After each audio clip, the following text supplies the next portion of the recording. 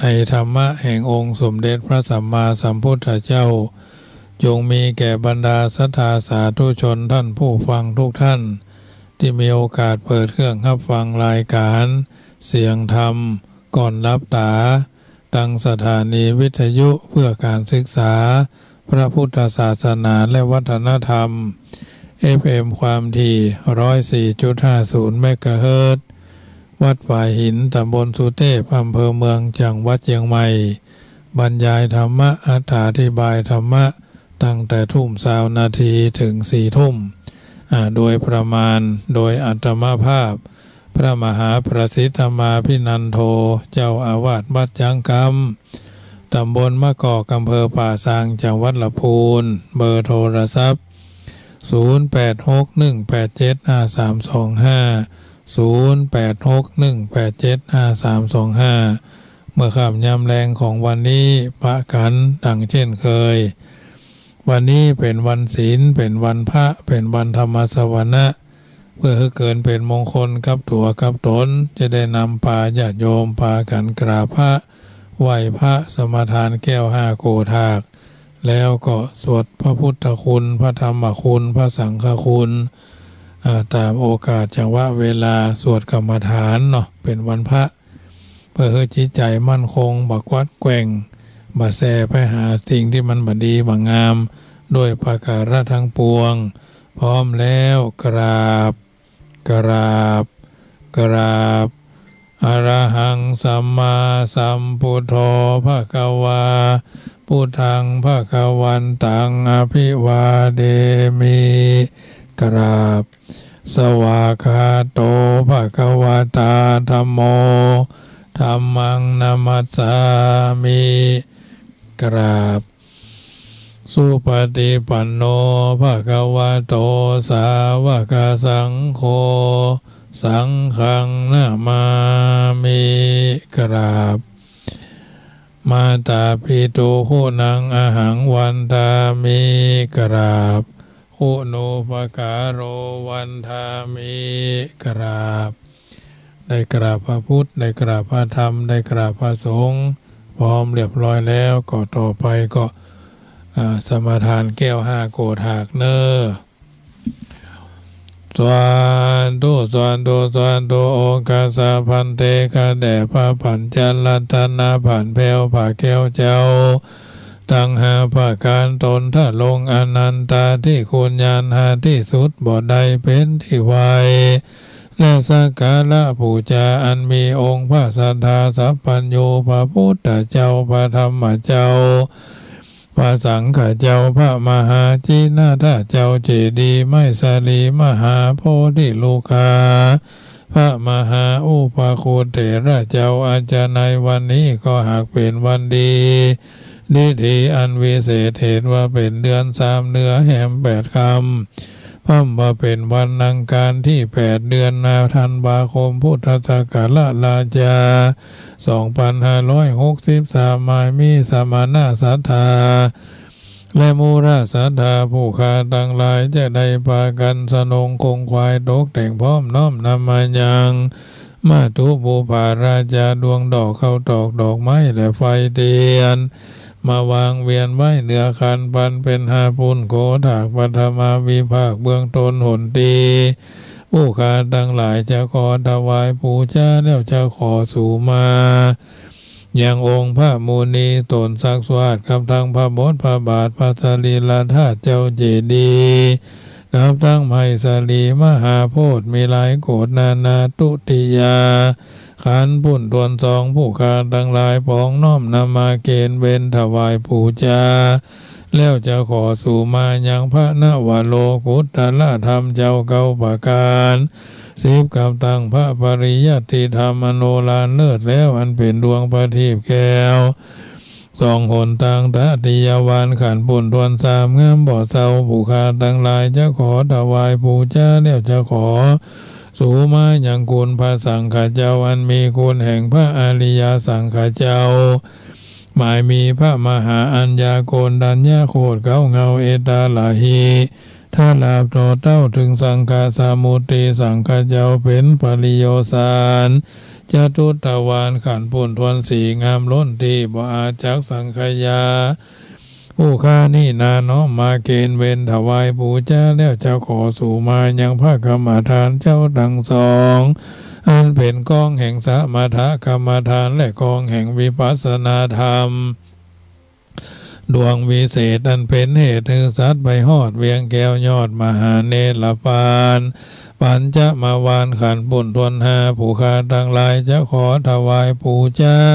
แล้วจะขอสู่มายังคุณพ่อคุณแม่ปู่ย่าตายายคุณผู้มีอุปการะคุณทั้งหลายทั้งคุณครูบาอาจารย์เต้าทั้งหลายตั้งแต่ครูเก้าครูปลายครูตายครูยังอาจาริยะอาจาริยังเจ้าทั้งหลายเจ้าทั้งใดสั่งสอนยังโลกียะสั่งสอนยังโลกุตตลาสั่งสอนยังอัคขระพยัญชนะคาถาเจ้าทั้งหลายสั่งสอนยังสมถะกรรมฐานวิปัสสนาธรรมกรรมฐานถ้าลาบต่อเต้าถึงอาจารย์ปัจจุบันนี้ใส่ผู้ข้าทั้งหลายก็ยอมือ10 นิ้วนบน้อมไว้แล้วลวดขอปู่จาสูมาหลอนว่าผู้ข้าทั้งหลายได้ประมาทอเนกาจาติหลอนโดยมีกายกรรมทางกายวจีกรรมกรรมโอมโนกรรมกรรมขึ้นได้ประมาทในริยาบททั้งสี่ได้นั่งได้นอนได้ยืนได้เตียวหู้แจ้งทีใดกระทำก็ดีบ่หู้แจ้งทีหากใดกระทำดังอันก็ดีผู้ข้าทั้งหลายก็กลัวเป็นโทสะโนโทษขอพระเกียวเจ้าโปรดคุณนามีธรรมเมตตาไว้นาเป็นปฏิกหาห้ามเอาอย่างเครื่องพระรามามิสาปูจาแห่งผู้ข้าทั้งหลายแล้วก็ขมาลาลดโตเสียยังโตสนากรรมทั้งหลายกลายเป็นนาทิวิภาโกอโหสิกรรมจะได้เป็นนิวรธรรมกรรมันแก่นการจะห้ามหนทางไปสู่จันทร์ฟ้าและเนรปานเสียแก่ผู้ข้าเที่ยงแท้ดีหลีโดยมีแท้นโยคาวาจาลาบัณฑิตานาภาเจ้าทั้งหลายผูกมาแล้วแต่พังก่อนได้สักการะปูจาสูมาแก่องค์พระแก้วทั้งหาโตทั้งหาโกฏากมีองค์สลีสัพพัญโยพระพุทธเจ้าเป็นประธานหันมาพูนปานนี้แล้วได้เสพสร้างนิสันตาภระอานิสงส์มีด้วยประการฉันใดก็ดีขอจุงผู้ข้าทั้งหลายจุงได้เสพสร้างนิสันตาภระอานิสงส์บำเพ็ญโยคาวาจาราสะภูริสาเจ้าทั้งหลายผูกมาแล้วแต่ปางก่อนนั้นจุงจักมีกุศลบุญญาราศีนี่นาผู้ข้าทั้งหลายจากอุทิศบุญกุศลไปหายังบูรพามหากษัตริย์เจ้าทั้งหลายบูรพาอาจารย์เจ้าทั้งหลายตลาบต่อเต้าถึงพ่อแม่ปู่ย่าตายายข้าขุนวงศาพ่อเกิดไม่เกิดเจ้ากรรมนายเวรพระภูมิเจ้าที่เท้าเจ้าตุโรกบาลทั้งสี่เสือวัดเสือวาเสือบานเสือเมืองเทวบุตรเทวดาเจ้าทั้งหลายอันรักษายังวัดวาศาสนาเสียงจุตีถ้าลาบต่อเต้าถึงภูมิเทวดาอันรักษายังแผ่นดินโลกะเทวดารักษายังต้นไม้ปปาตาเทวดาอันรักษายังภูเขาจอมดอยอากาศเทวดาอันรักษายังดวงอากาศกว้างกลางเหาชากามาวาจลาเตปีนอินพรหมยมราชคุณนักน้ำนาทีนางนาไทยธรณีตนจำบุญตนจำบาปตนจำน้ำหยาดเมียดหมายตาล ขอจุงมาพัตตาอนุโมทนาในทีฆากาลบัดนี้ยามนี้นั้นจุงจักมีเที่ยงแท้ดีหลีบัดนี้ผู้ข้าทั้งหลายจะขอถวายปูชาสู่มาเป็นมโคตภาษาบาลีวาสวดดุอีตังโนอากิมาตุบุภาราจาปูชาสัจจกาลวัฏานังสัจจการวะโจติทานังสัมมาสัมพุทธัสสะธัมมัสสะสังฆัสสะมหาจินาทาตุมหาเจติยังมหาโพธิโลกังสกาจังเตมาปุเจมาตุติยัมปีตาติยัมปีอิทังโนอากิตุปบุอากิตุภาบุภาราจาปูจาสัจจการวะทานังโจติทานังสัมมาสัมพุทธัสสะธัมมัสสะสังฆัสสะมหาจินาทาตุมหาเจติยังมหาโพธิรูขังสกาจังเตมาปุเจมาอาจโยโนพันเตอาจกามายะถาภาเลยะถามูลาเหยะถาอากูสะเลเยมะยัง ปุถะธัมมาสังฆกัมมาทานังกัมมาทานาทายากาจาริยาสังฆเทสุปัญจรัตเนสุอาทิเทวะปัจจุปเนวะอวิวายะติวาระโหวากายเยนะวาวาจายะวามนาสาวาปะมาตังวาการะวังวากาสิมาติสวายาตาธัมมังปฏิกโรมาเตสังโนปันเตพุทธาติรัตนาตยังอนุกัมปังอุปาทายาอัจจยังอัจจยโตปฏิกามันตุอายติงสังวรมานาปุเนวังปฏิกริสามานิจังวัฏานิพานังสารังวัฏานิพานังนิพานังปะละมังสุขัง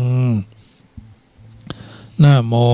ตัสสะภะคะวะโตอะระหะโตสัมมาสัมพุทธัสสะนะโมตัสสะภะคะวะโตอะระหะโตสัมมาสัมพุทธัสสะนะโมตัสสะภะคะวะโตอะระหะโตสัมมาสัมพุทธัสสะพุทธังชีวิตังยาวานิพานังปะระมังสุขังสารนังกัจฉามิธัมมังชีวิตังยาวานิพานังปะระมังสุขังสารนังกัจฉามิสังฆังชีวิตังยาวานิพานังปะระมังสุขังสารนังกัจฉามิตุติยัมปิพุทธังชีวิตังยาวานิพานังปะระมังสุขังสารนังกัจฉามิตุติยัมปิธัมมังชีวิตังยาวานิพานังปะระมังสุขังสารนังกัจฉามิตุติยัมปิสังฆังชีวิตังยาวานิพานังปะระมังสุขังสารนังกัจฉามิตติยัมปิพุทธังชีวิตังยาวานิพานังปะระมังสุขังสารนังกัจฉามิตุติยัมปิธัมมังชีวิตังยาวานิพานังปะระมังสุขังสารนังกัจฉามิตติยัมปิสังฆังชีวิตังยาวานิพานังปะระมังสุขังสารนังกัจฉามิปัญจมาเลจิโนนาโตปะโตสัมโพธิมุตตมังจตุสัจจังภะกาสีสีธัมมาจักขังภวัตยีเอเตนะสัจจวัจเจนะโหตุโนจยมังคลังเอเตนะสัจจวัจเจนะสัพเพมาลาภรายันตุยะถาธัมเพนิพันธยาวาจังธัมมังนโรอิดาพันธยาวังสกังสิตังสติอารัมมเนทันหังอาโหวัตเมสีลานีอาขันธานิอาสิธานิอาสวารานิอากัมมาสานิปุจิสานิอาปารามัฏฐานิวิญโยปัสสันธานิสมาธิสังวัตตามิกานิอาโหวัตหังวิคามาเจเรนะเจตาสาวิหารามิมุทาจาโคปัญญาธาปานิมุสการะโตยะจะโยโควัฏัญโยธานาสังวิภาคาโตสุตินังวัฏเมธานังนะโมพุทธายะนะโมธัมมายะนะโมสังฆายะอะภะมโนพุทโธอะภะมโนธัมโมอะภะมโนสังโฆพุทโธเมนะโธธัมโมเมนะโธสังโฆเมนะโธกัมมาทานังเมนะตังกัมมาทานาตายากาจาริโยเมนะโตอะหัมปันเตพุทธานุสติกัมมาทานังยาจามิพุทธานุสติกัมมาทานังเตตะเมพันเตอะหัมปันเตปิติอุปาจาระสมาธิยาจามิปิติอุปาจาระสมาธิเตตะเมพันเตอิติปิโสภะคะวะทานะภารมี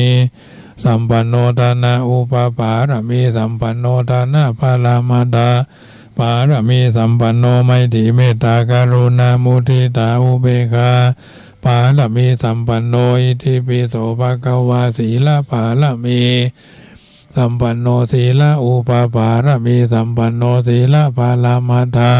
ปารมีสัมปันโนไมตรีเมตตากรุณามุทิตาอุเบกขาปารมีสัมปันโนอิทิปิโสภะคะวะเนกัมมะปารมี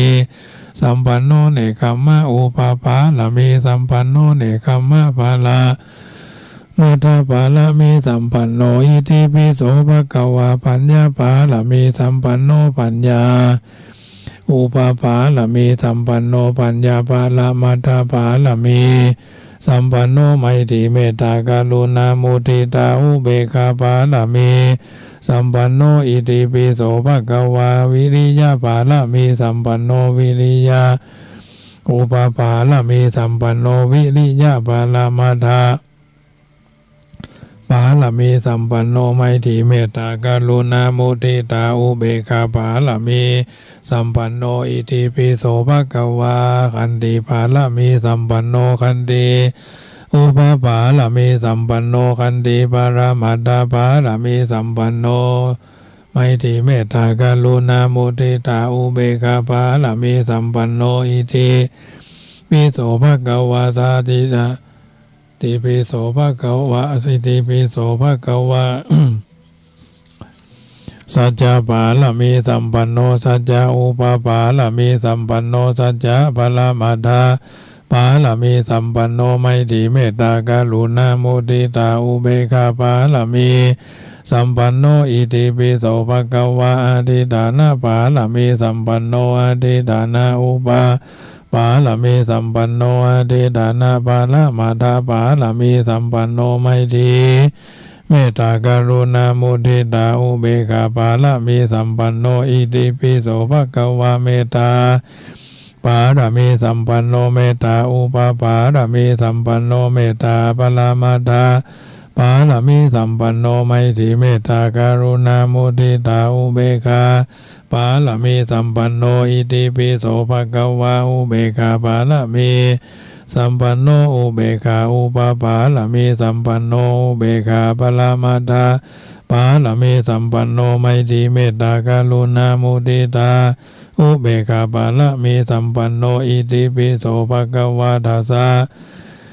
ปาละมีสัมปันโนทัสสะอุปปาละมีสัมปันโนทัสสะปรมัตถปาละมีสัมปันโนไมตรีเมตตากรุณามุทิตาอุเบกขาปาละมีสัมปันโนโสภะคะวาอิติปิอาหัมปีโคมิจติธัมโมจติอนาติโตหันทาหังกันลายานังกะโลมีกายเยนาวาจามนาสาเตวะโตตยามหังอาหัมปีโคมิจลาธัมโมจลังอนาติโตหันทาหังกันลายานังกะโลมีกายเยนาวาจามานาสาเตวะโตตยามหังอาหัมปีโคมิปยาทิธัมโมวายาทิงานาติโตหันทาหังกันลายานังกะโลมีกายเยนาวาจามนาสาเตวะมีกายเยนาวาจาทิโคมินาสาธัมโมตุโคอานาติโตหันทาหังกันลายานังกะโลมีกายเยนาวาจามานาสาเตวะโตตยามหังอาหัมปีโหมิมะลานะธัมโมมะลานังอนาติโตหันทาหังกันลายานังกะโลมีกายเยนาวาจามนาสาเตวะตุตยามหังอติอิมัสสมิงกายเยเกสาโลมานะขาตันตาตะโจมังสังนาหโลอาทิอาทิเมจังวะกังหัตถยังยักขนังกิโลมากังปิหากัง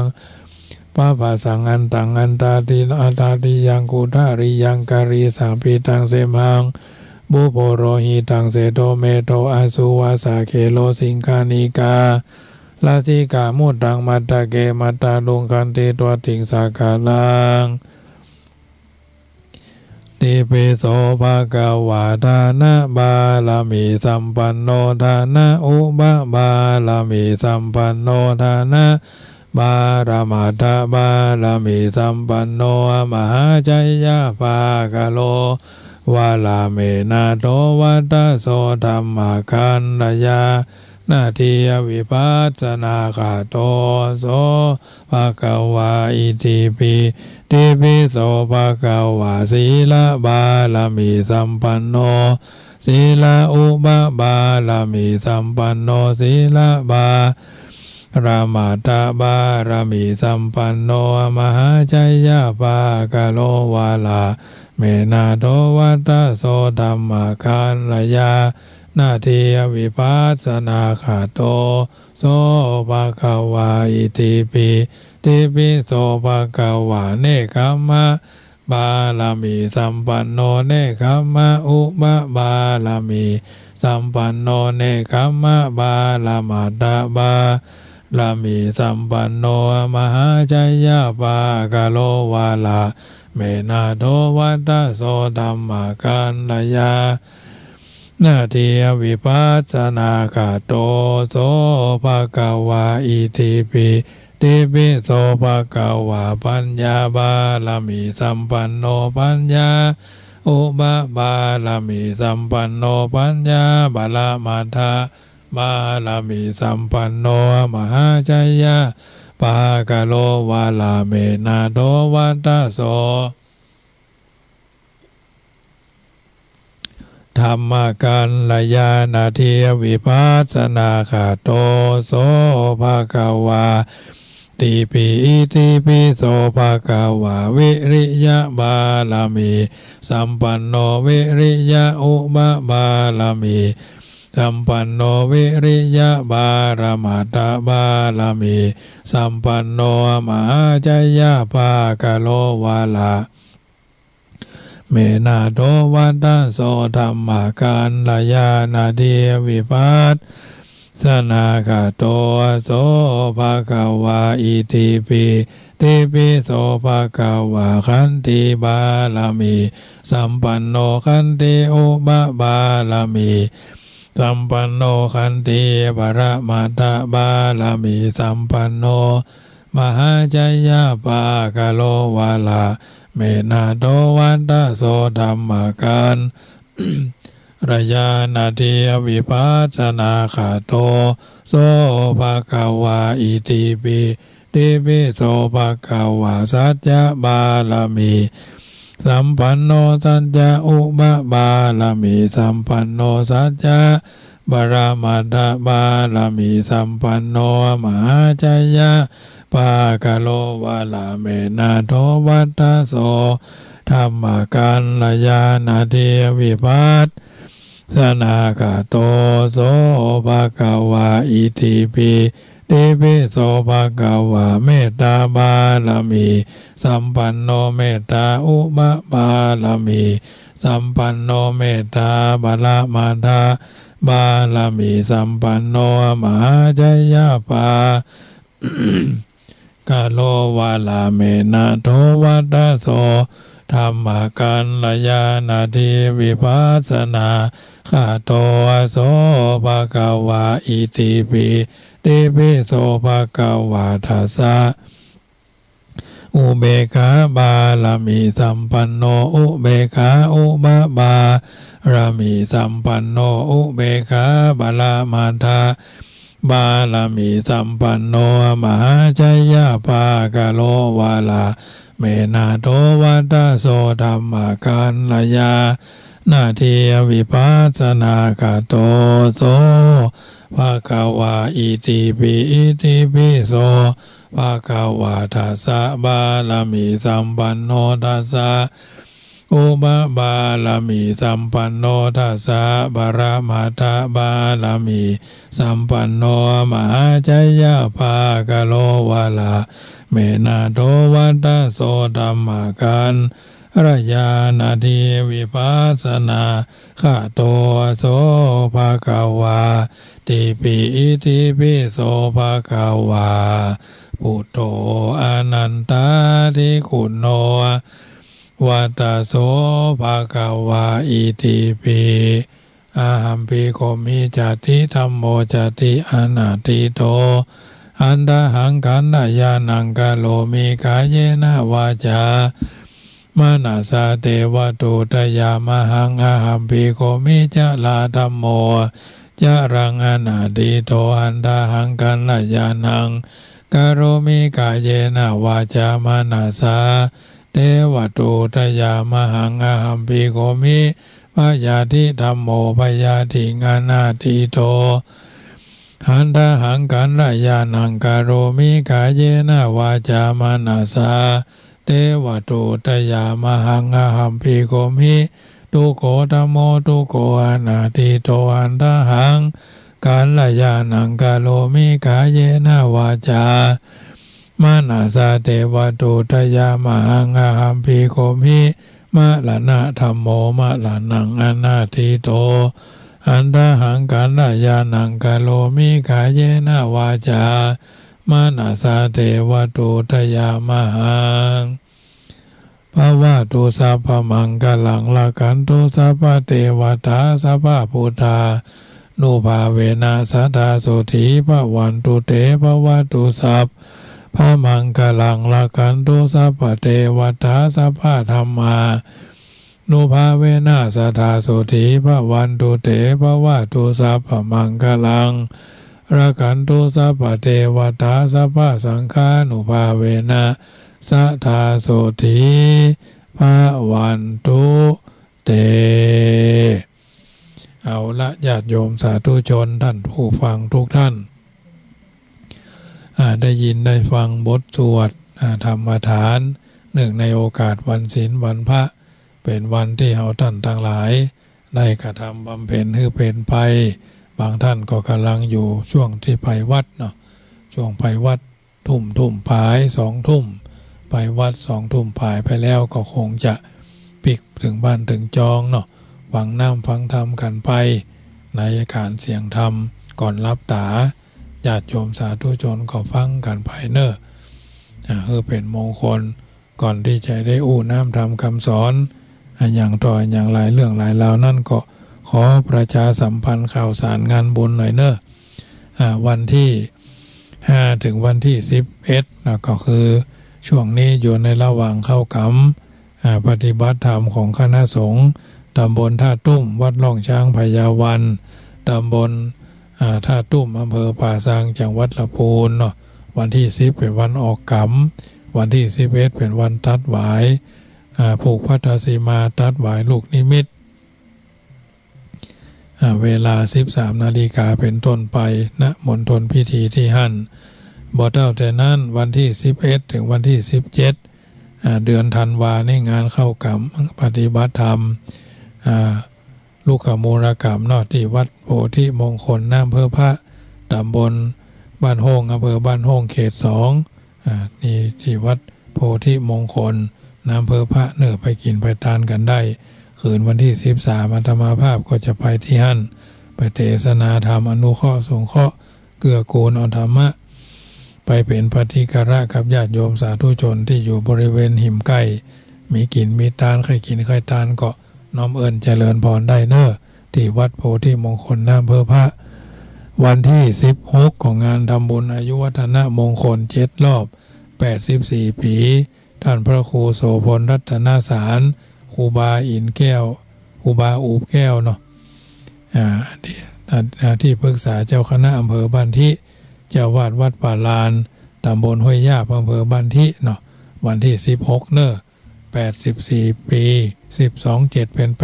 84 63 พรรษาอันนี้ก็ญาติโยมอยู่อำเภอบ้านทิฟังรายการนี้ก็ไปกินไปทานกันได้เนอะตุลุงอูบแก้วเนอะที่วั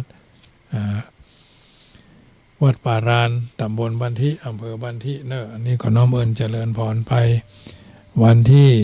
20 ธันวาของงานทำบุญออกเมนพระราชทานเพลิงศพท่านพระครูสิริบุญญากรคำปันอนารโยยองแสงจันทร์เป็นคนอำเภอป่าซางเฮาเนอร์เปิดได้ไปเป็นเจ้าอาวาสที่วัดสรีบุญยืนลิง5หัวดอนเป็นเวลา60 กว่าปีเนาะอยู่ที่วัดสรีบุญยืนเป็นลูกศิษย์พระเดชพระคุณท่านเจ้าคุณพระศรีสินสุนทรวาทีศีลสิกขาสโพเนาะอาตมาภาพนี่ก็ถือว่าเป็นศิษย์รุ่นหลังๆนะรุ่นหลังรุ่น07เปิ้นมรณภาพ2506พระราชทานเพลิงศพ2507เปิ้นพระราชทานเพลิงศพอาตมาก็เกิดพอดีเนาะก็มีหนังสืออยู่เล่มหนึ่งหนังสือที่งานออกเมนพระราชทานเพลิงศพหลวงปู่เนาะตอนเพิ่นมรณภาพนั้นก็อายุ60 ปลายนะงานวันที่10 เมษายน 2507ญาติโยมงานออกเมนพระราชทานเพลิงศพพระเดชพระคุณท่านเจ้าคุณพระศรีสินสุนทรวาทีนะตอนนั้นเพิ่นอายุ36 ปีนะญาติโยม36 ปีมาเดี๋ยวนี้จาก07อายุ36 ปีมาเดี๋ยวนี้หรอญาติโยมก็ต้องกึดเอาเนอะบวกลบคูณหารเอาคนเดียวเนอะอันนี้ถือว่าเป็นส่วนหนึ่งที่นำมากล่าวมาอู้ให้ญาติโยมสาธุชนฟังเพราะครูบาอาจารย์เพิ่นได้ถึงแก่มรณภาพไปเหลือไว้แต่สิ่งที่ดีที่งาม คือเฮาท่านทั้งหลายได้นำมาเป็นข้อเตือนจิตสะกิดใจจักบ่ได้ถลำผิดพลาดขาดเคลื่อนจากความเป็นจริงสมัยนั้นท่านเป็นพระเถระที่มีชื่อเสียงดาวจรัสฟ้าเนาะเป็นห้องว่าดาวจรัสฟ้าเป็นสิ่งที่ทำเมื่อเอาท่านทั้งหลายได้ฮู้ได้เข้าใจได้นำมาเป็นนิทัศนะอุทาหรณ์เป็นแบบอย่างในการดำเนินชีวิตของเราแต่ละคนแต่ละท่านการดำเนินชีวิตของเรานั่นก็ถือว่ามีจุดยืนเป็นของตัวเก่าเนาะมีจุดยืนมีการก้าวไปสู่จุดประสงค์และเป้าหมายของการดำเนินชีวิตแต่ละคนแต่ละท่านจะดำเนินชีวิตดีก็อยู่ที่ตัวเฮาจะดำเนินชีวิตบ่ดีก็อยู่ที่ตัวเฮาดีชั่วอยู่ที่ตัวเฮาทำสูงต่ำอยู่ที่เฮาทำตัวเพราะฉะนั้นวันที่20ธันวาเนอะงานออกเมนพระราชทานเพลิงศพท่านพระครูสิริบุญญากรครูบามหาคำปันนารโยยองแสงจันทร์นะแล้วก็วันที่18มกราคม6564เนาะงานปอยหลวงวัดบ้านดงเหนือตำบลวังผางอำเภอเวียงหนองล่องเนาะวันที่16ธันวางานทำบุญอายุวัฒนมงคล7 รอบ84 ปีท่านพระครูโสพลรัตนสารครูบาอุบแก้วที่ตาสาโลที่ปรึกษาเจ้าคณะอำเภอบ้านทินะเจ้าวาดวัดป่าลานทัดนั้นมาก็วันที่27งานทำบุญอายุวัฒนมงคล7 รอบ84 ปีท่านพระครูวิธานนวการอดีตเจ้าวาดวัดบ้านเหล่าพระเจ้าตาเขียวปัจจุบันเป็นที่ปรึกษาเจ้าอาวาสเนาะแล้วก็สมโพธิตั้งเจ้าวาดวัดบ้านเหล่าพระเจ้าตาเขียวตัวเนาะท่านพระครูภาวนาโสภิตนะท่านพระครูภาวนาโสภิตด็อกเตอร์อันนี้ก็เดิมเพิ่นชื่อบุญรัตน์อันนี้ก็ข่าวสารงานบุญแจ้งให้ญาติโยมได้ทราบก็วันที่27ธันวากับวันที่28ธันวาเนาะ29ธันวางานทำบุญตั้งธรรมมหาชาติเวสสันดรชาดกวันที่29เมื่อคืนเทศนาธรรม18 นาฬิกาก็เทศนาธรรมมาลัยมาลัยปายกาถาพันทัดนั่นไปก็พระเจ้า10 ชาติ10ผูกด้วยกันเนอะมีโอกาสก็กินต้านด้วยกันได้เป็นเจ้าภาพคนละเล็กคนละน้อยได้ไม่ได้มีน้อยก็หอมกันไปตามน้อยกินตาลหยาดน้ำมากพวงหลวงหลายจักได้สบายเกิดสุขไปหน้าเข้าตอกบานกินตาลถึงดอกไม้บานกินตาลม่วนอากาศทางอำเภอป่าซางวันนี้ก็เป็นอากาศเย็นนะญาติโยมเย็นมาจู้นะก็ถือว่าเป็นสิ่งที่เอาท่านทั้งหลายต้องรักษาสุขภาพเนาะสุขภาพกาย ให้อบอุ่นนะวันพวกนี้ก็คงจะเย็นอยู่ถือว่าเป็นปกติธรรมดาหน้าหนาวนะ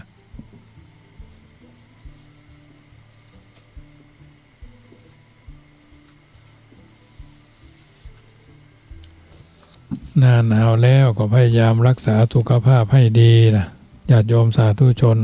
ท่านผู้ฟังทั้งหลายวันที่29ธันวาฟังธรรมพระเจ้า10 ชาติตั้งแต่เตเมยะจนทางสุตตโสมเนาะ10ผูกด้วยกันแล้วก็กวนเข้าติ๊บภายมีงาขาวงาดำน้ำเพิงน้ำอ้อยเนาะข้าวสารสิ่งละอันพันละน้อยจะเอามาห่วมกินห่วมทานก่อนน้อมเอิญเจริญพรได้เนอะวันที่29เมื่อคืนจะกวนเข้าติ๊บมีโอกาสก็ร่วมกันได้งาขาวงาดำงานุกข้าวน้ำเพิงน้ำอ้อยข้าวสารข้าวใหม่นะวันนี้พี่น้องตังห้วยเกียงเนาะห้วยเกียงตำบลอำเภอเวียงอำเภอแม่วางท่านอาจารย์นั้นเพิ่นก็เอามาถวายคือพี่น้อง2-3คนเอาพักไม้ไส้เครือมากันจัดหลายท่านอาจารย์ทรงวุฒิธรรมจาริกแม่วางนะพร้อมด้วยพ่อออกแม่ออกศรัทธาเพิ่นก็มากัน2-3คนแต่ว่าก็แม่โยมแม่จันฟองละอเนาะบ้านพงดอนหมู่2ตำบลพงดอนอำเภอแจ้ห่มจังหวัดเชียงใหม่ ร่วมทำบุญกันเทศปีม้านะปีม้าอันนี้เพิ่นก็หอมกันเข้ามาปีชวดหนูเนาะคนละ100 200คนละ50 60ก็น้อมเอิญเจริญพรเข้ามาได้หมายเลขบัญชีก็79800218894เป็นเบอร์ธนาคารกรุงไทยโลตัสป่าซางสมทบทุนมาได้มาก็หอมกันมาคนละเล็กคนละน้อยเนาะแม่เคยเป็นเจ้าภาพธรรมเทศนาอาจารย์ทรงวุฒิก็เป็นเจ้าภาพทานพ่อแม่เพิ่น1,200 บาทเนาะ1,200 บาทเป็นเจ้าภาพกันได้ก็แล้วแต่อุทิศหาพ่อหาแม่เพิ่นนะแล้วก็วันที่29เนี่ยก็13กันละ 1,000 บาทวันที่30ก็จำนวน14กันละ 2,500 บาทกัน14กันในกัน 2,500 บาทมีตั้งแต่ทศพรนครกันพุ่นละ13 14ถึงมาลายเก้าเนาะ14ถึงอานิสงส์เวสสันตราชาดกนะอันนี้ก็น้อมเอิญเจริญพรบอกข่าวสารงานบุญเนอะวันที่30ตั้งธรรมมหาจาตุใครมากินมาตานเมืองเป้านี่ก็จะได้เอาบะม่วงก็ไปเอาบะม่วงบะฟักมนบะฟักแก้วเนาะฟักแก้วฟักมนต้นบะหนุนต้นบะขามเนาะต้นฟักบะลิดไม้ต้นฟักมะค่อนก้อมเนี่ยต้นดอกแกนาเนาะแกนดอกแกแนที่เป็นเอาปลูกตามปั๊มน้ำมันน่ะเพาะแล้วไม้จูไม้คูนไม้หนุนไม้โจกฮับมดอาจจะยนบะพร้าวนะบะพร้าวที่มันเป็นพร้าวน้ำหอมเนาะต้นบะสูงนักต้องการ180 ต้นนะมีโอกาสก็บอกท่านเศรษฐีใจบุญนายทุนใจดีเนอะจะร่วมทำบุญซื้อบะพร้าวมาปลูกมาถวายวัดได้เรื่อยๆญาติโยมมาได้เร่งมาได้รีบเนาะได้เรื่อยๆมีโอกาสพร้อมมาได้ก็ทำบุญค่ายวันเกิดเฮาค่ายวันตายญาติเนาะวันครบรอบวันสำคัญบางท่านก็เกษียณอายุราชการมาแล้วบางท่านก็ได้เงินอย่างอย่างมาเนาะจะไปนั่งแยงแบ่นจะไปนั่งเล่นอันอื่นเดี๋ยวกินเอวมันก็มีประโยชน์นะอันใดญาติโยมชีวิตก็ไร้ค่านะชีวิตก็ไร้ค่าเอาอายุเกษียณอายุตะวันซืนนี่อาจารย์สุภกรเนาะอาจารย์แต่งเป็นอยู่บ้านสลีเมืองยูเกษียณมาได้ 2-3 เดือนเพิ่นสอนโรงเรียนบ้านแป้นอันนี้ก็เป็นอาจารย์เป็นพ่อจายเนาะก็ออกจากแม่น้อยนึงเพิ่นก็สอนนักเรียนมาเรียนเกษียณอายุราชการมาก็มาแอวหาก็สมัยอยู่วัดสลีเมืองยูเพิ่นก็ไปมาหาสู่มาถวายสังฆทานตานหานายทวีเนี่ยเพิ่นเป็นเพื่อนมีเพื่อนเดียวเสียวฮักกันภัยที่ฮู้จักคุณโยมที่เพิ่นมีนามว่าเจดาวเนาะเพิ่นก็อยู่บ้านสิริเตี้ยตำบลบ้านห้องเพิ่นก็ถึงแก่กรรมแล้วเนอะแล้วก็อายคนหนึ่งเพิ่นขับรถตู้อยู่ทางเชียงใหม่นี่ก็เป็นไอออนเนาะอันนี้ก็เสียชีวิตแล้วรถตู้เนาะอันนี้ก็ขอแสดงความเสียใจโดยกับครอบครัวถึง2ครอบครัวเจดาวโดยที่เพิ่นเป็นเจดาวนี่ก็อดีตเจ้าวาดวัดสลีบุญเรืองตำบลในเมืองอำเภอเมืองลำพูนเนาะเป็นตะกอนเพิ่นชื่อสุสมานเนาะเพิ่นชื่อสมานสุวีเพิ่นอยู่บ้านศพเตี้ยบ้านเดิมเพิ่นมาตั้งลกลากอยู่ที่ได้ลาสิกขาไปเป็นเจ้าบ้านเนาะก็ทำหน้าที่ของคนพลเมืองดีคนหนึ่งเพิ่นชอบไปตั้งฟ้อนลำห้องเพลงเฮไหนก็ไปกันตามภาษาของเพิ่นเนาะม่วนงานสรรเล่าของเพิ่นเป็นเวลาหลาย10 ปีที่เพิ่นออกจากคฤหัสถ์ออกจากพระเจ้าประสงค์ไปแล้วเนาะอันนี้ก็ถือว่าเป็นส่วนหนึ่งที่ทำให้เฮาได้เสียเพื่อนร่วมเกิดเพื่อนร่วมแก่เพื่อนร่วมเจ็บเพื่อนร่วมตายเฮาเกิดมาแล้วชาติหนึ่งก็ทำหน้าที่ของเฮาดีทำให้ถึงที่สุดนะโลกมนุษย์เท่านี้มีความบ่พอดีปรากฏอยู่เป็นประจำทั้งในธรรมชาติในเหตุการณ์และในบุคคลธรรมชาติที่มีความบ่พอดีก็มีเช่นบางเตื้อก็ร้อนเกินไปหนาวเกินไป บางเทื่อก็ฝนตกหนักเกินไปจนน้ำท่วมถึงคราวแล้งก็แล้งเกินไปจนพอมีน้ำจนร้อนละอุไปทุกหย่อมหญ้าถึงเวลาพายุพัดก็พัดพอพัดก็บ่พัดพอสบายแต่มันกระหน่ำจนต้นไม้หักลักกูดหลังคาบ้านพังเป็นแถบเนาะเหล่านี้เป็นความบ่พอดีในธรรมชาติเหตุการณ์บางอย่างก็บ่พอดีกับที่เฮาคิดเอาไว้ที่สงบเรียบร้อยก็เกินพอดีไปจนกลายเป็นความเงียบเหงาวังเวงที่สนุกคึกครื้นก็อึกกระรึกคึกโครมเสียจนน่ารำคาญที่สุดแม้ในตัวเฮาแต่ละคนก็มักจะมีความเกินพอดีในบางสิ่งบางอย่างบางคนฉลาดเกินไปจนกลายเป็นความโกงบางคนซื่อเกินไปจนกลายเป็นเซ่อบางคนตุกเกินไปจนบ่มีอันหยังจะกินจะใช้บางคนรวยเกินไปจนบ่ฮู้จักค่าของเงินของทองบางคนอู้นักเกินไปจนบ่อยากจะเชื่อบางคนเงียบขรึมเกินไปก็บ่อู้แม้ในเรื่องที่ควรอู้บางคนแข่งจนกลายเป็นกระด้างบางคนสุภาพเกินไปจนกลายเป็นคนอ่อนแอเป็นต้นความเกินพอดีเนี่ยญาติโยมท่านผู้ฟังทั้งหลายมีปรากฏอยู่ทุกหนทุกแห่งเมื่อโลกเป็นอย่างนี้คนเฮาทุกคนที่เกิดมาในโลกก็ต้องได้ประสบพบปะกับความเกินพอดีของโลกเหล่านี้อยู่ทุกเมื่อเชื่อวันถ้าบุคคลใดบ่ฮู้จักปรับตัวคือพอเหมาะพอดีกับสิ่งแวดล้อม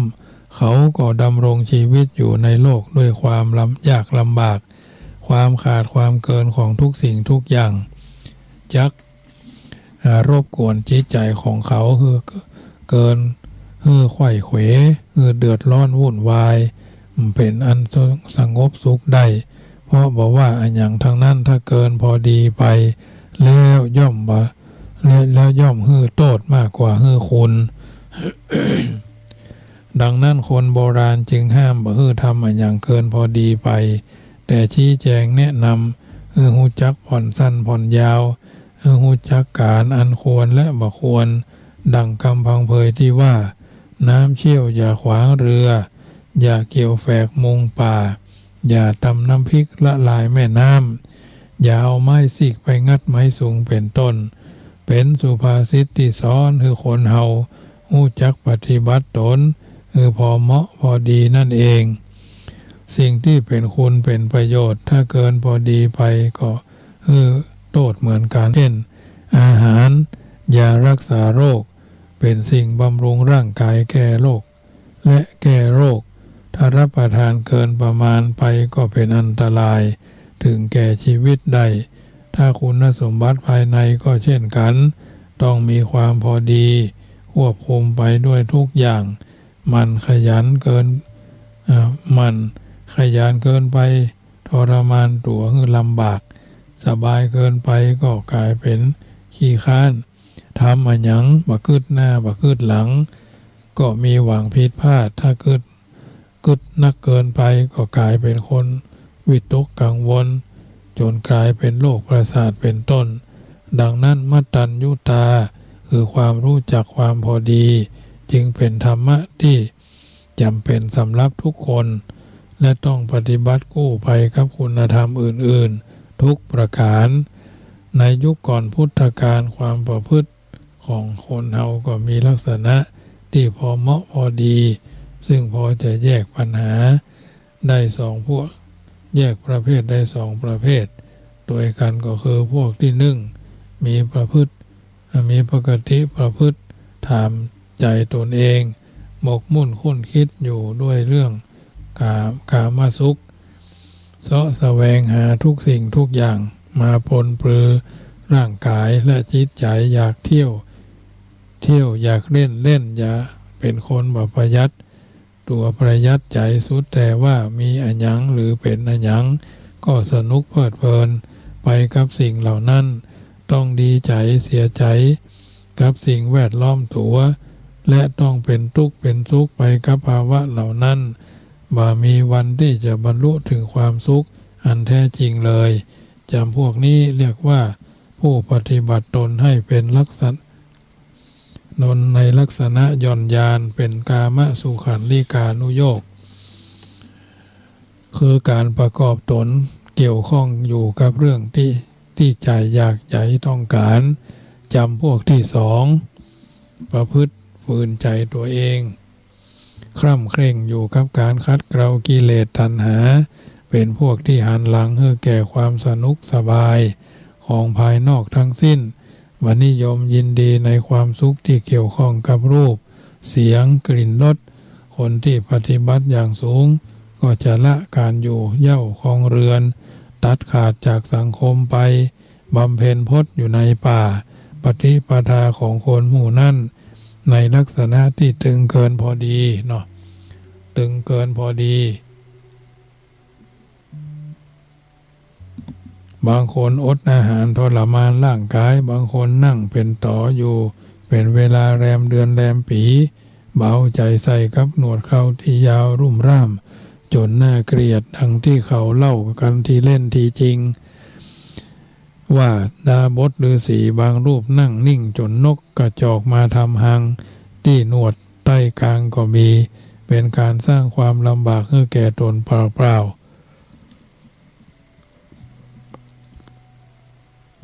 เขาเหล่านั้นปฏิบัติตนในลักษณะที่เรียกว่าอัตตกิลมัฏฐานุโยคบ่สามารถจะบรรลุถึงความสุขอันเป็นยอดปรารถนาได้สมเด็จพระบรมศาสดาของเฮาท่านทั้งหลายเมื่อก่อนตรัสรู้ก็ได้ปฏิบัติพระองค์ในลักษณะที่หย่อนยานเกินไปข้ำเข่งเกินพอดีไปได้เคยประสบความล้มเหลวจากการปฏิบัติมาแล้วทั้งสองอย่างในตอนที่ทรงดำรงอยู่ในคฤหัสถ์สมบัตินั้นทรงเพียบพร้อมไปด้วยความสุขอันเหลือเกินในปราสาทราชฐานเต็มไปด้วยสิ่งเจริญตาเจริญใจคนที่ปฏิบัติอยู่ใกล้ๆพระราชบิดาก็ทรงเลือกเอาล้วนแต่สตรีรูปงามความปฏิกูลต่างๆมาทำให้พบหันพระเจ้าสุโธทนะพระราชบิดาทรงทนุถนอมพระองค์เป็นอย่างดีขนาดที่ว่าหินบ่ฮื้อไตไฮบ่ฮื้อตอมยุงบ่ฮื้อพินผ่านธุลีละอองที่จะแปดเปื้อนพระวรกายก็มิให้มีปรากฏถึงกระนั้นก็บ่ได้ทำให้พระองค์ได้บรรลุเป็นความสุขอย่างยอดยิ่งในชีวิตนั่นก็คือกามสุขันลิกานุโยคคือการปฏิบัติในลักษณะหย่อนยานของพระองค์ตอนที่เสด็จออกผนวดทรงสละทิ้งคฤหัสถ์สมบัติเสียทั้งหมดไปบำเพ็ญตนตามข้อปฏิบัติของนักบวชนักพจน์นักบวชทั้งหลายในสติสงบสงัดทรงทรมานพระวรกายด้วยประการต่างๆก็คือกั้นลมหายใจกดพระทันและทรงอดพระกรยาหารลงเตื่อน้อยจนบาสุเสวยอันอย่างเลยพระวรกายก็ผายพร้อมหันเส้นเอ็นกระดูกเลือดเนื้อในพระวรกายก็แห้งหายไปเหลือแต่หนังหุ้มกระดูกกำลังวังชาแทบจะเบาเหลืออยู่ในพระองค์เลยชั่วแต่จะทรงสุขลุกจากที่ประทับไปก็เซล้มสลบไปทรงปฏิบัติอยู่อย่างนี้เป็นเวลาเมินก็บ่ได้ทรงบรรลุธรรมพิเศษอย่างใดในราตรีหนึ่งทรงสดับเสียงพิณดังแว่วมาตามสายลมทรงได้พระสติระลึกถึงปฏิปทาของพระองค์อุปมาเหมือนสายพิณคนเขาขึงสายตึงหรือสายเข่งเนาะหรือหย่อนเกินไปคือสายหย่อนก็บรรเลงไปบ่ได้เพราะต้องขึงสายให้พอเหมาะขึงสายให้พอเหมาะหย่อนบ่หย่อนพอดีจึงบรรลุถึงเสนาถึง จึงได้บรรลุได้สนอเพราะพริ้งระลึกถึงความจริงแล้วก็ทรงละทิ้งทุกกิริยาทุกขกิริยาที่ตึงเกินไปขนาดนั้นในที่สุดก็บำเพ็ญปฏิปทาที่พอดีเรียกว่ามัชฌิมาปฏิปทาอันเป็นข้อปฏิบัติสายกลางบ่มีข้องแวะบ่ข้องแวะด้วยความขาดความเกินทั้งสองอย่างนั้นจึงได้ตรัสรู้สัจธรรมคือพระอนุตตรสัมมาสัมโพธิญาณแปลว่าพระพุทธเจ้าทรงบรรลุไวยธรรมก็ทรงปฏิบัติพระองค์พอดีดังกล่าวมาแล้วในการประกาศพระศาสนาพระองค์ก็ทรงบำเพ็ญพุทธกิจโดยมีธรรมข้อนี้เป็นบรรทัดฐานเสมอคือก่อนอื่นก็ทรงตรวจดูอัธยาศัยจิตใจผู้ใดวาสนามีบารมีอ่อนผู้ใดวาสนาบารมียังอ่อนจิตใจยังบ่เหมาะสมที่จะบรรลุธรรมเบื้องสูงก็ทรงแสดงธรรมพอเหมาะพอดีกับพื้นใจของเขาฉะนั้นจึงปรากฏว่าพระธรรมเทศนาของพระองค์ทุกข้อทุกกันทุกข้อทุกกันบ่ไร้ประโยชน์ทุกครั้งที่พระโอษฐ์แสดงธรรมจะต้องมีผู้บรรลุมรรคบรรลุผลเสมอคนที่อุปนิสัยปัจจัยยังอ่อนศรัทธาและปัญญายังบ่ได้ส่วนสัตสมดุลกันพระองค์ก็ทรงรอไว้บ่ทรงแสดงธรรมโปรดก่อนดังเรื่องราวของพระวักกริเป็นตัวอย่างมีเรื่องเล่าไว้ในธรรมบทว่าพระวักกลิกมีชาติภูมิเป็นพราหมณ์ออกบวชตามสมเด็จพระพุทธเจ้าเพราะติดใจในพระรูปโฉมได้หันชาวีวันของพระพุทธเจ้าพุทธผ่องยองใยก็เกิดความสิเนหาในรูปผสมบัติบวชแล้วก็เฝ้าพอพระพุทธเจ้านั่งพอพระพุทธเจ้าแย้งพอพระพุทธเจ้า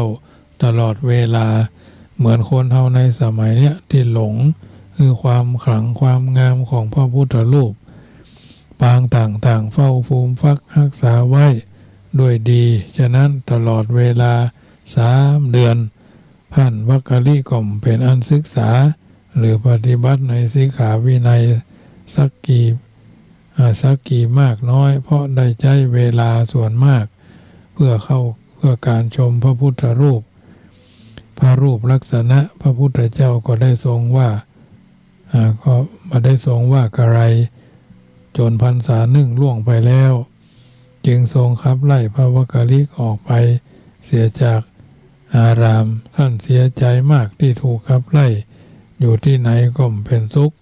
จึงตัดสินใจจะไปกระโดดเหวตายเมื่อรู้แล้ว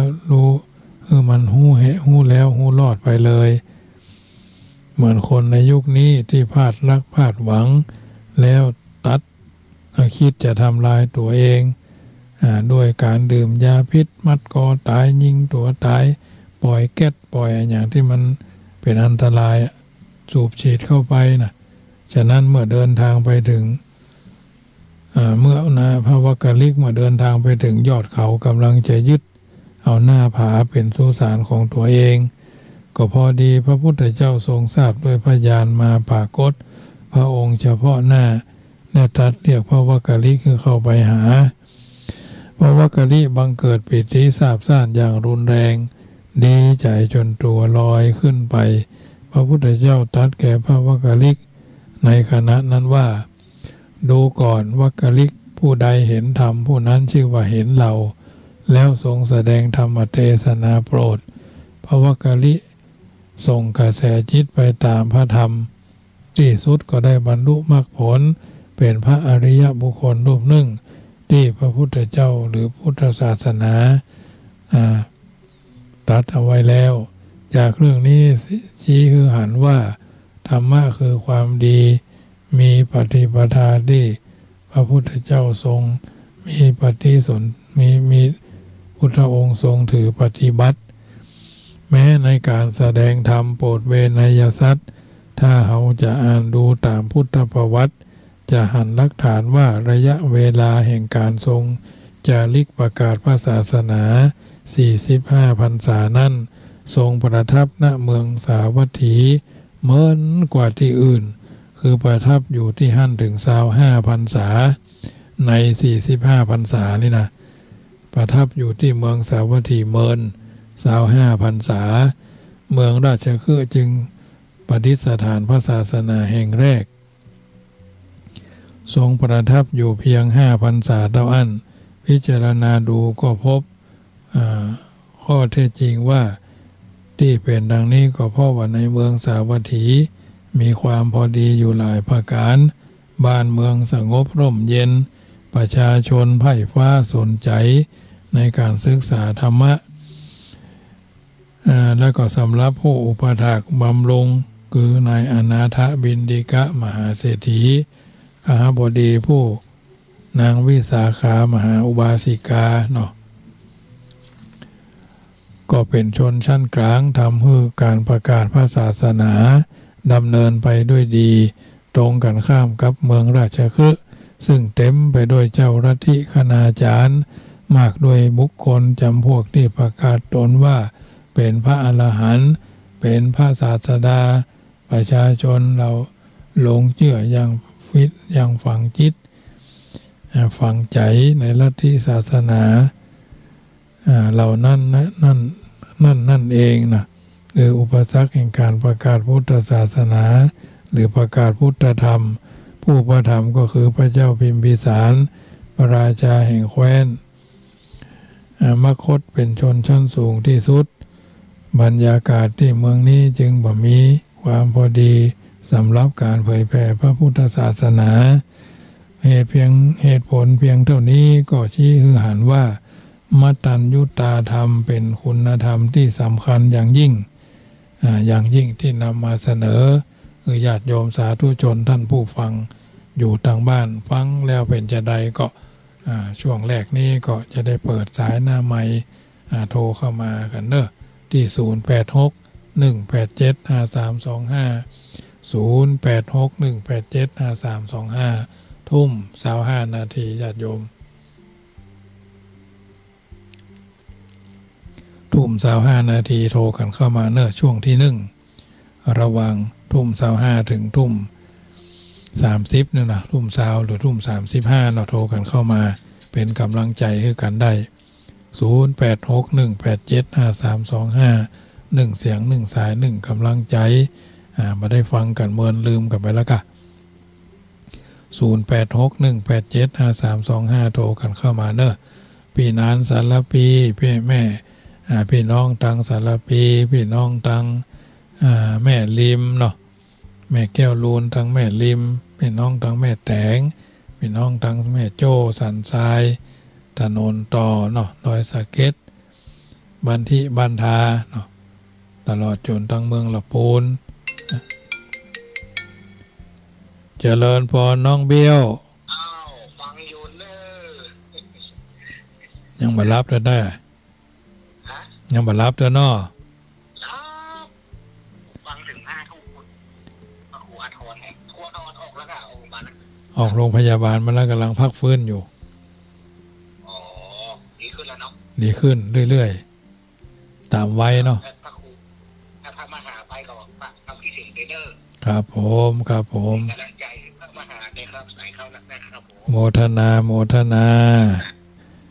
แม่เรนูก้อนแก้วเป็น1กำลังใจสายที่2เนอะ0861875325เป็นกำลังใจญาติโยมฟังสบายอยู่บ้านจะนั่งฟังนอนฟังอย่างไรก็ได้เนาะเจริญพรแม่อำไพ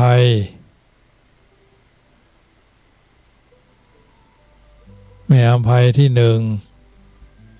เจริญพรแม่อำไพเนาะเจริญพรแม่อำไพแม่นก่อแม่สีมอนนะสายมันซ้อนกันชัดเจนดีเนาะชัดเจนดีเรื่องความพอดีย่างทำ3 ตอนกันเนอะโมทนา หนึ่งเสียงหนึ่งสายหนึ่งกำลังใจแม่อำไพอันจากไหนก็นี่ประแดดนี่เนาะประแดดวังสิงคำนี่กะฟังกันเข้าชัดเจนดีเนาะมันใจรับตื่นนะมันใจรับตื่นนะอากาศมันเย็นนะวะเนี่ยเป็นกำลังใจแม่อำไพเนอหนึ่งเสียงหนึ่งสายเจริญพรโมทนา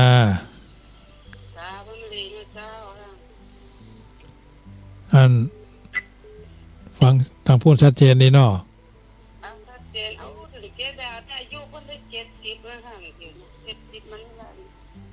ก่อนหน้าเรื่องหลังได้ยินว่าป่วยนะ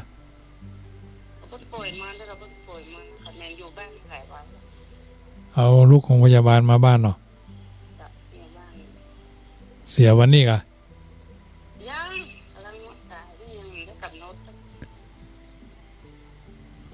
โมทนาเนอถ้ามาวันที่13จะเอาบอกฝากบอกแฟนใส่รถไปตัวเลยเนอมันนักเจ้าจะได้ว่าคำเนาะโมทนาเนอเจ้าเจริญพรกราบนมัสการเจ้าค่ะหลวงพ่อ2995เนาะจากไหนนี่จากกรุงเทพเจ้าค่ะหลวงพ่อจากรักษาอ่อนโอนเจ้าค่ะอ๋อได้ยินเสียงชัดเจนนะโน่นน่ะได้ยินเสียงชัดเจนเจ้าค่ะเจ๊ใหญ่อยู่ด้วยป่ะเจ๊ใหญ่อยู่ด้วยกันค่ะหลวงพ่อเป็นแม่ค้าขายพริกทอดแล้วเนาะใช่โกดังถึงไปอินเตอร์ถึงอเมริกาแล้วนะคะจ้ะฟังชัดเจนเนาะอยู่ทางโน้นพอดีจะมากราบขอพรหลวงพ่อเจ้าค่ะฟังรายการวิทยุด้วยเปล่าฟังอยู่เจ้าค่ะหลวงพ่อจ้าเป็นนั้นใหญ่กันทุกวันเลยกราบขอพรหลวงพ่อนะคะจ้าโชคดีมีทรัพย์สินเนืองนองเหลือกินเหลือใช้เรื่อยๆเนาะสาธุค่ะโมทนากราบนมัสการค่ะจ้าอันพี่น้องกรุงเทพเสอะมาเบอร์มาใหม่ เพื่อนนั้นโยมยายเนาะเสียไปได้ร่วมปีปลายมาเนี่ยพุ่นอยู่นครนายกก็เป็นผู้อยู่เบื้องหลังความสำเร็จหลายๆอย่างเนาะสมัยเพื่อนมาอยู่ละพูนนะเป็นคนที่มีความกล้ารับผิดชอบกล้าตัดสินใจทำงานคือคนที่มีความรับผิดชอบในการดูแลบุคคลเกิน10 คนขึ้นไปก็ถือว่าท่านเป็นคนดีมากดีที่สุดนะดีพอดีมากแล้วก็ดีที่สุดในที่สุดเพิ่งก็ย้ายจากกรุงเทพจากลำพูนเอาไปขึ้นไปอยู่กรุงเทพเจริญพรพี่นานสารปีครับขอแด่ใต้ไวสาบารมีธรรมท่านพระคุณเจ้านะครับวันนี้ได้ฟังสวดทำนองม่วนดีนะท่านพระเจ้าทำนองละปูนเนาะวันน่ะได้ฟังสวดเพิ่นม่วนดีน้อยเนาะมันเป็นใจสวดประจำวันเลยก็ว่าได้นะครับบารมีนะครับบารมีเนี่ยมันเป็นของอำเภอป่าซางนะอันผู้หลากมากดีผู้มีอันจะขีนไว้แล้วนะเพิ่นก็สรรเสริญน้อยๆกะครูบาอาจารย์ก็ทุกเจ้ารุ่นกลางๆยันตมาในโดยมากก็จะสวดได้กันรุ่นประเดี๋ยวเพิ่นสวดอยู่บ่ครับเนี่ยสวดทำนองเนี่ยครับก็ที่วัดช่างค่ำนี่ก็สวดอยู่สวดอยู่เป็นบางวัดไปได้นะท่านพระคุณเจ้าถ้าเพิ่นเข้ากรรมอำเภอป่าซางนี่จะมีทุกเจ้าอาวุโสนำแทบจะทุกตำบลนะฮะเข้ากรรมทั้งป่าซางนี่เพิ่นแน่นหนาแล้วท่านพระคุณเจ้าเนาะแล้วเพิ่นก็ศรัทธาเพิ่นก็นักโดยเพิ่นเอามือกันเลื่อมใสกันนักต่างคนแต่ทั้งเพศบอกให้เข้ากรรมกันครับเข้าไปแบ่เมื่อใดมันบ่ใช่ท่านพระคุณเจ้ามันอย่าใดหามันบ่เคยมีก็มีมันก็มันคนก็มาทำบุญกับบ่นักตะใดครับเพราะมันก็เป็นเหตุเป็นประเพณีทางเพศนะครับเนาะทางอำเภอป่าซางนี่มันมี10 ตำบล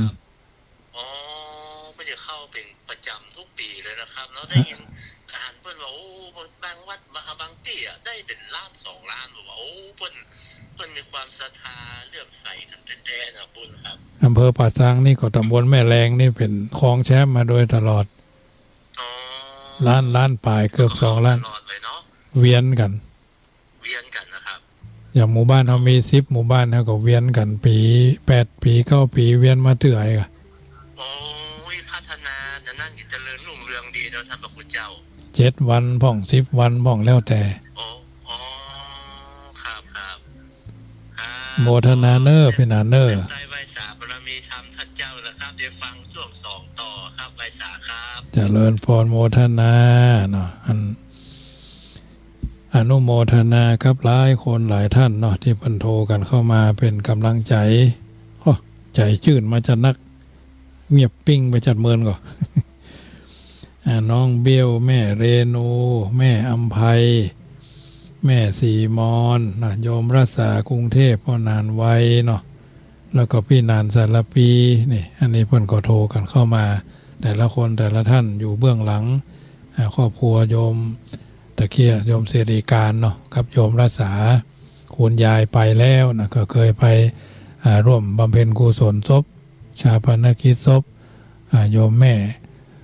อุ้ยเขียนเนาะโอนอ่อนเนาะเพิ่นอยู่ปุ่นนครนายกยังจะไปทำอยู่ยังกึดหนึ่งในจ่ายภาพที่เคยไปเคยเคยทักเคยทายกับเพิ่นก็ถือว่าเป็นส่วนหนึ่งที่ประคับประคองกันไปและญาติโยมที่เพิ่นเคยมีคุณูปการะคนเฮาถ้าอายุ50ปลาย40ปลายแก่ๆ50ปลายขึ้นมาจาก60มันถึงเพิ่นห้องว่าสัญญาคือความจำอันเดิมๆถ้าเฮาจังคิดนะคิดถึงคนนั่นที่ถึงคนนี้ถามว่าคิดตอนใดเวลาเฮาอยู่ว่างๆนะสงบนั่งไหว้พระสวดมนต์นึกถึงลาบตาพอนึกถึงคนนั่นนึกถึงคนนี้แต่เฮาถ้าเฮาจิตใจเฮาปฏิพัตินะว่าคนนั่นเป็นจะได้บาหารเมินเนี่ยเจริญพรพี่น้องบ้านร่องต้นขามดีแล้วขึ้นแล้วเนาะเสียงค่อยนี้ท่องละจ้าอันอากาศเย็นเปลี่ยนรักษาสุขภาพเนอะจ้าโมทนาเจ้าก็อาตมาภาพ 2-3 วันก่อนก็เกือบมาดีเหมือนกันนะเพราะว่ากินยาฉันยาเนาะของเพิ่นกลัวเป็นชี้คุณย่านั่นแหละกลัวเป็นโรคที่เพิ่นติดกันเป็นหมู่เป็นปุกนั่นแหละที่จริงก็ปัจจัยเม็ดเลือดขาวเม็ดเลือดแดงเขาก็ปกติอยู่ก็เป็นคนที่ว่าระวังเจ็บเจริญพร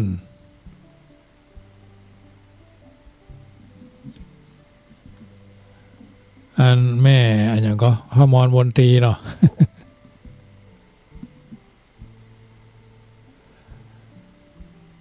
อันอย่างก็